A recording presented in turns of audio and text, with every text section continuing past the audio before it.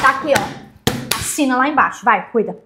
Divórcio? É, divórcio. Por que é isso, menina? 12 anos. Eu não quero. Já tô estressada até demais. Cuida, assina isso aí. Então tá bom, se você quer, dorme. Não vai nem ler, não, as cláusulas aí, não. Vai, não. Não. Mas tu tem certeza, se tu assinar isso aí, tu vai ficar sem as duas casas. Ah, tem problema não. Sem o carro também. Problema não, minha filha. Meu dinheiro vai pra você também, não se preocupe não. O dinheiro todinho das duas contas. Problema não, minha filha. O que é meu é seu, eu já lhe disse isso. E agora, se você quer isso, eu dou tudo pra você. Aqui, ó. Se isso tudo é pra mim ter paz, fique, minha filha. Ai, você quer paz, né? Claro. Quer saber de uma coisa? Agora quem não quer mais separar sou eu, viu? Ó, aqui, ó. Quer ter paz? Tu vai ter paz bem pertinho de mim, viu?